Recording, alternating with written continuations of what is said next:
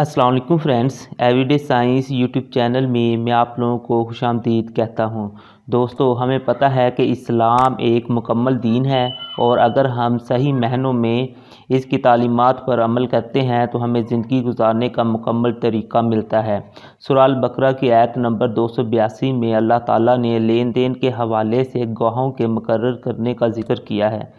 इस आयत का मफ़हूम है कि जब आप लोग आपस में लेन देन करें तो उसे लिख लिया करें और अपनी पसंद के गवाह भी मुकर्रर कर लिया करें। गवाहों के मुताल्लिक़ कुरान के अहकाम हैं कि हमें 2 मर्द गवाह बनाने चाहिए।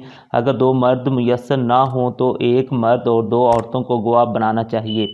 इससे हमें पता चलता है कि 1 मर्द की गवाही को 2 औरतों की गवाही के बराबर करार दिया गया है। साइंसदानों ने इस चीज़ पर तहकीक की है। इस तहकीक के नताइज जानने से पहले अगर आप हमारे चैनल पर नए आए हैं तो इसे सब्सक्राइब कर लें ताकि आपको ऐसी वीडियोस की अपडेट्स मिलती रहें।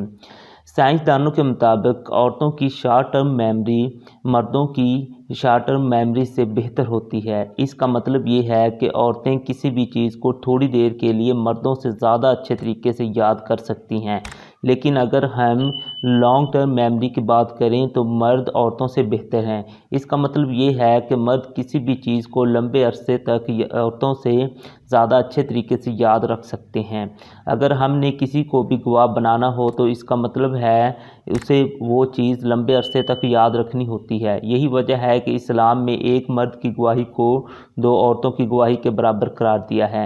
इस साइंसी तहकीक से हमें पता चलता है कि अल्लाह ताला की ज़ात कादिर मुतलक है और वही इस कायनात का निज़ाम चला रही है। हमें बस अपनी ज़िंदगी कुरान और सुन्नत के मुताबिक गुजारने की ज़रूरत है। दोस्तों, उम्मीद है आपको आज की ये वीडियो पसंद आई होगी। वीडियो पसंद आए तो इसे लाइक करें, इसे अपने दोस्तों के साथ शेयर करें और हमारा चैनल लाजमी सब्सक्राइब कर लें। Thanks for watching. अल्लाह निगहबान।